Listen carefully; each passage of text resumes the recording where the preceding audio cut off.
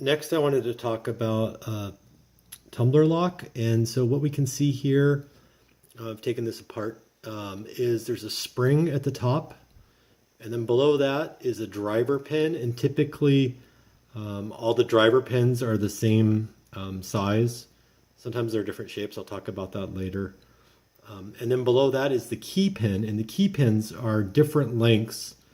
And then below that you can see the key. And basically when the key has a groove that's deeper, then that pin has to be longer. And when the key isn't as cut out, then the pin has to be shorter. And so what you end up with is a shear line, that little gap between the driver pin and the key pin. And so our goal is when we put in the key, all those things should line up, and then we're able to turn the key. I'm going to pause the camera and I'll switch over to another view.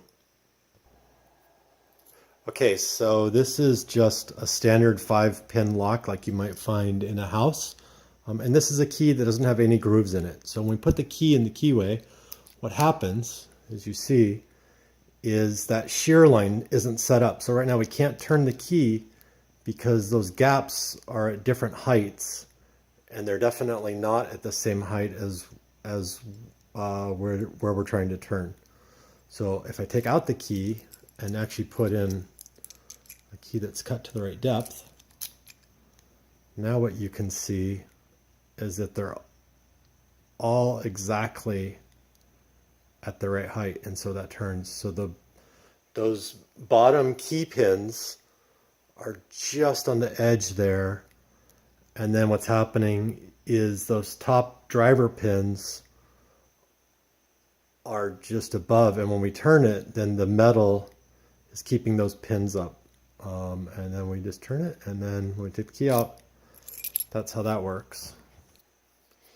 Cool, so this is a plug. So what we know we want to do is get all those pins at the right height so they're all the same. And then we want to turn the key. So what that means is we're going to need a tool that we can use to put in here that we'll be able to use for turning.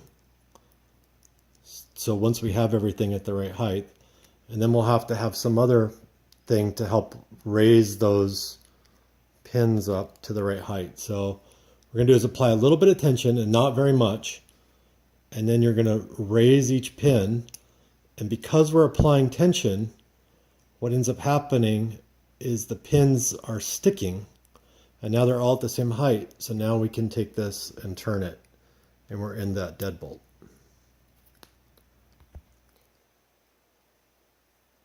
So the last thing I kind of glossed over was if we didn't apply any tension, what would happen is we push up the pin, and when we let go, it would just fall down again. And so by applying tension, what happens is the pins get stuck when it's just on the shear line, and it turns a little bit.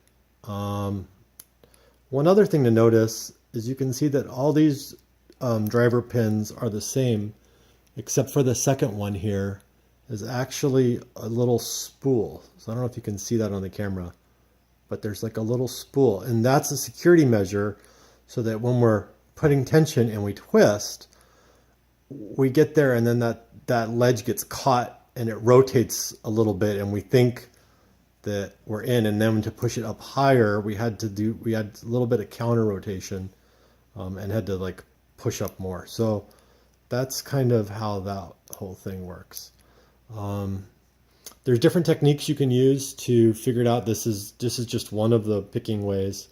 There's other ones where you can like basically, because you know that the driver pins are all the same, if you figure out how much you lift each pin, you can figure out the heights and then make a key at that height. And then the other thing is usually once you get a key, once you've actually picked the lock, you can pull it out and then measure all those bottom pins, and then you can make your own key from that.